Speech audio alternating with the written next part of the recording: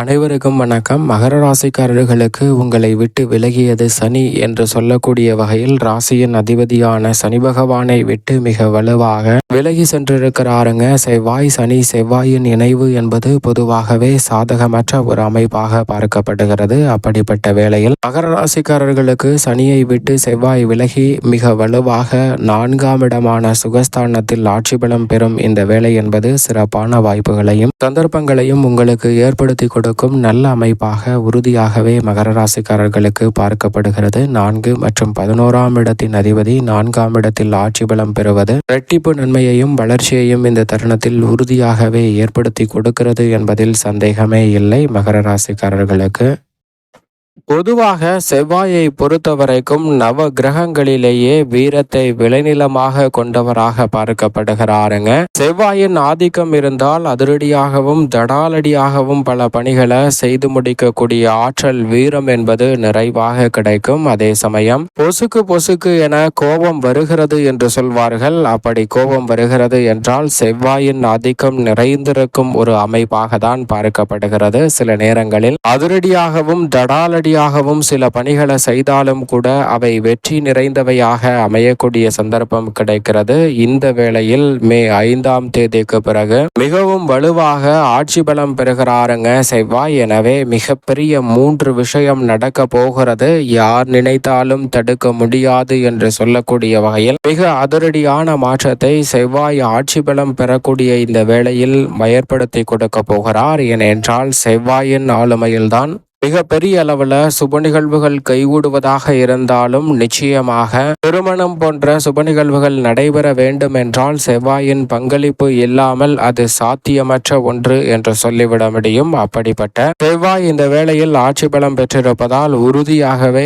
திருமணம் உள்ளிட்ட பல சுப காரியங்களை நிறைவாக மாற்றி கொடுக்க போகிறாருங்க. கவலைகள் அனைத்தும் முழுமையாக நீங்கி சுப நிகழ்வுகளை உறுதியாகவே ஆட்சி பலம் பெறக்கூடிய செவ்வாயின் அமைப்பால் நிறைவாக சந்திக்கக்கூடிய நல்ல சந்தர்ப்பம் நிச்சயமாக கிடைக்க இருக்கிறது. யார் நினைத்தாலும் தடுக்க முடியாது என்று சொல்லக்கூடிய வகையில் உறுதியாகவே ஆட்சி பலம் பெறக்கூடிய செவ்வாயின் அமைப்பால் அடுத்தடுத்து சுப நிகழ்வுகளை நிச்சயம் நிறைவாக சந்திக்கக்கூடிய வாய்ப்பு முதல் விஷயமாக கைகூடுவதற்கான நல்ல சந்தர்ப்பம் உண்டு. அது மட்டுமல்லாது இரண்டாவது விஷயமாக பார்க்கப்படுவது பூமிக்காரகன் என்று அழைக்கப்படுகிறாருங்க. பூமிக்காரகன் என்று அழைக்கக்கூடிய செவ்வாய் இந்த வேளையில் ஆட்சி பலம் பெறுவதால் உறுதியாகவே உங்களுடைய பெயரில் ஒரு குண்டுமணி அளவாவது சொத்துக்களை பதிவு செய்யவோ அல்லது சொத்துக்கள் வாங்கக்கூடிய அசையும் அசையா சொத்துக்கள் உங்களுடைய பெயரில் வாங்கக்கூடிய விஷயம் நிச்சயமாக நடைபெற போகிறது. இது இரண்டாவது மிக முக்கியமான விஷயமாக பார்க்கப்படுகிறது. செவ்வாய் இந்த வேளையில்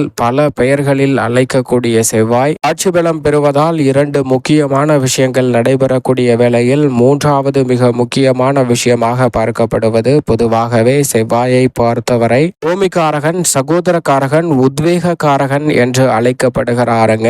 அவர் இந்த வேளையில் உத்வேகம் நிறைந்த ஆற்றலை கொடுப்பதோடு மட்டுமல்லாது உடன் பிறந்தவர்களுக்கிடையே இருக்கக்கூடிய மனக்கசப்பு நீங்கும். குடும்பத்தில் ஒற்றுமை பிறக்கக்கூடிய வகையில் சிறப்பான வாய்ப்பு நிச்சயமாக உண்டு. அதிலும் குறிப்பாக சனி பகவானை விட்டு விலகுகிறாருங்க. செவ்வாய் சனி சேர்க்கை என்பது நிச்சயம் சாதகமற்ற ஒரு அமைப்பு. அப்படிப்பட்ட சூழலில் இருந்து சனி பகவானை விட்டு விலகும் இந்த தருணம் என்பது மூன்றாவது மிக முக்கியமான நிகழ்வாக பார்க்கக்கூடிய விஷயம். உங்களை பிடித்த சனி விலகியது என்று சொல்லக்கூடிய வகையில் உங்களுக்கு தொல்லை கொடுத்து வந்த ஏதோ ஒரு நிகழ்வில் மிக பெரிய அளவிலான மாற்றம் உறுதியாகவே கிடைக்க போகிறது. அது நபராக இருக்கலாம் அல்லது செயலாக இருக்கலாம் அல்லது விஷயமாக இருக்கலாம் எதிர்பார்ப்பாக இருக்கலாம். எதுவாக இருந்தாலும் உங்களை பிடித்த சனி விலகியது என்று சொல்லக்கூடிய வகையில் செவ்வாயை விட்டு சனி பகவான் விலகுகிறாருங்க.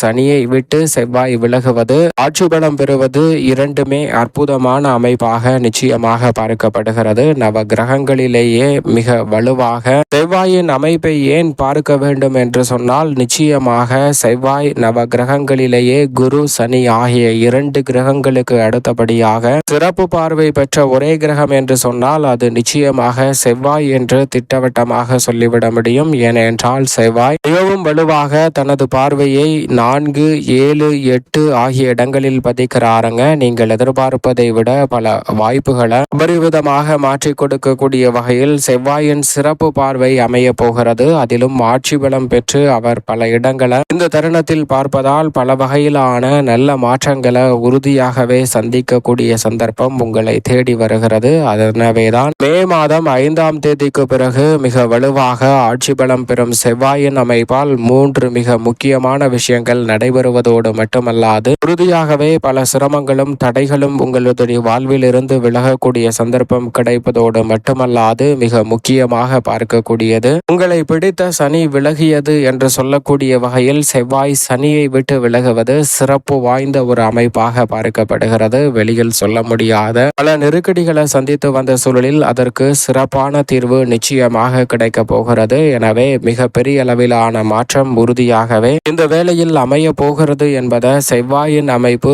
திட்டவட்டமாக உறுதிப்படுத்தி கொடுக்கிறது. சரியாக இந்த தருணத்தை பயன்படுத்திக் கொள்ளுங்கள். நீங்கள் நினைப்பதை விட சிறப்பான வாய்ப்புகள் கனகச்சிதமாக இந்த தருணத்தில் நிச்சயமாக கைகூடி வரும்.